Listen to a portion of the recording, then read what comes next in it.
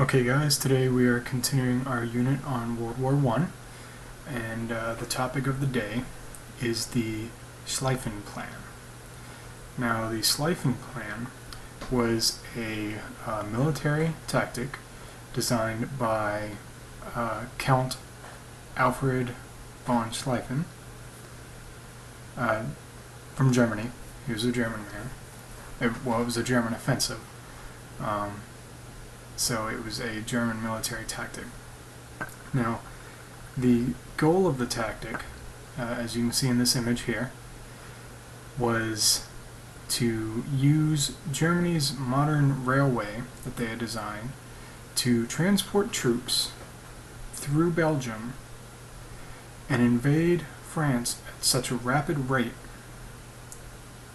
that they would take Paris within 6 weeks. Then, because as we already know, France and Russia are our allies,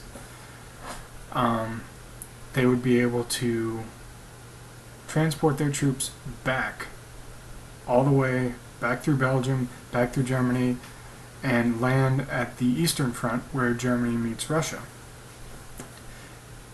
That way, they would not have to fight a two-front war. And what I mean by that is, the fighting wouldn't be concentrated in Germany with France fighting on the western half and Russia fighting on the eastern half. They were hoping if they could take out France quickly and remobilize their troops back east, they would essentially have this war won. Now, what Germany was not expecting, and why this plan failed, was for the Belgians to get involved. Now obviously this plan is naturally flawed because they have the railway going through Belgium, but they did not expect any manner of Belgian resistance.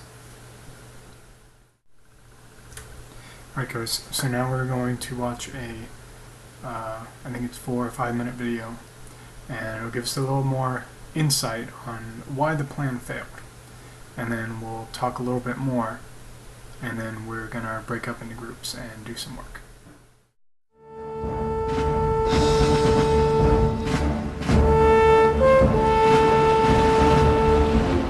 On the morning of August the 4th, 1914, the German cavalry crossed the border into neutral Belgium. The Belgians decided to fight back. They had few weapons and only 150,000 men. The German army outnumbered them 10 to 1. Belgium's only hope was the forts around the city of Liège. These underground fortresses had over 400 guns and were thought to be one of the strongest military positions in Europe.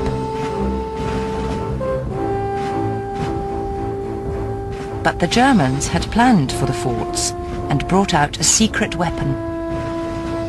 Big Bertha, the world's largest cannon.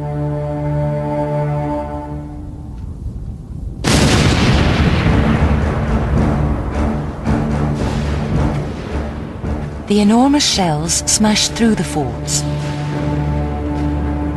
The Belgians held out as long as possible, but one by one the forts were captured. But the bravery of the Belgians had slowed up the German advance. So did the British, who, to Germany's surprise, stuck to their agreement with Belgium. Britain immediately sent most of its small professional army to France, where they were soon in action.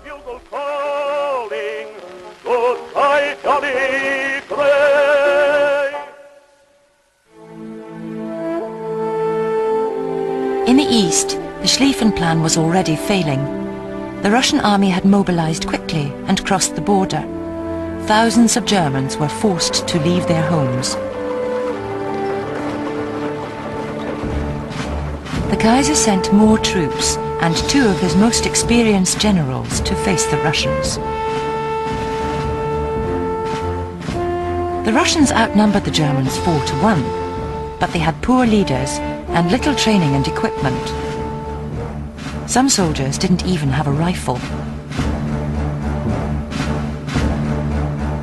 The generals in charge of the Russian army had divided their forces and entered Germany from different directions. The Germans decided to combine their forces and headed south to Tannenberg. Within a month, the Germans had pushed the Russians back, killing 250,000 men. The Russian advance into Germany had been stopped.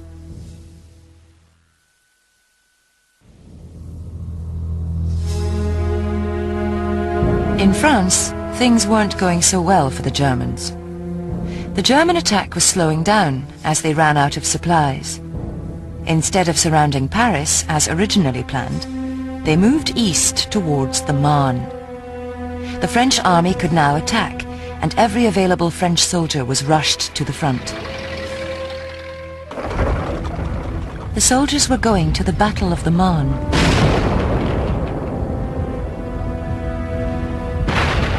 It lasted 6 days and involved 2 million men. When the battle ended, the German advance had been stopped. Paris was saved, and the Schlieffen Plan was in ruins. The war was going to take longer than the Germans had planned. So, as we saw in the video, the plan essentially failed.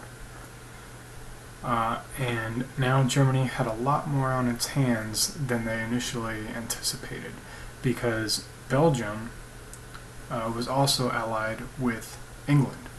And when England caught word of this, well, two things happened really. England immediately came to the aid of Belgium, so they had double resistance in Belgium, and news actually made it to France before Germany made it through Belgium and into France. So the French were able to mobilize a resistance force, and they all met in northern France, where the real core fighting of the entire war was fought.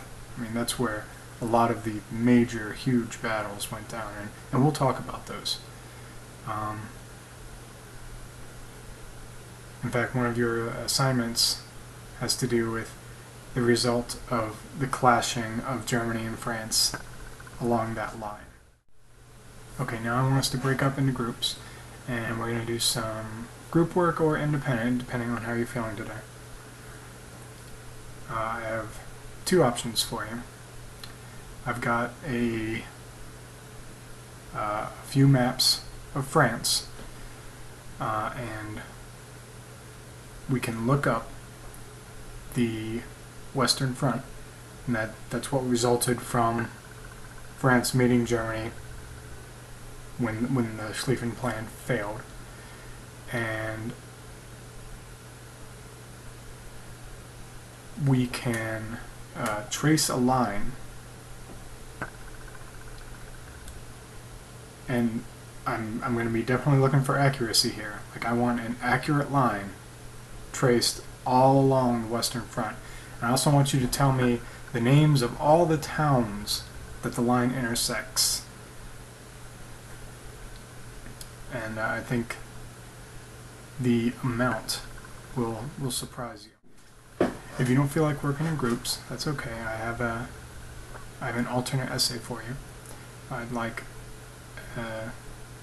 2 pages on why you think the Germans believed the Schlieffen Plan would work flawlessly. Give some reasons you feel personally, and also some look at the map, look at just why did they think it would work? Looking for 2 pages on that.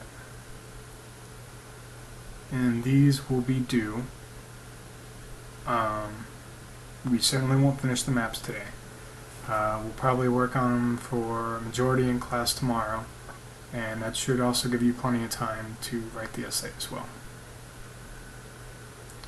Alright, so let's get to work.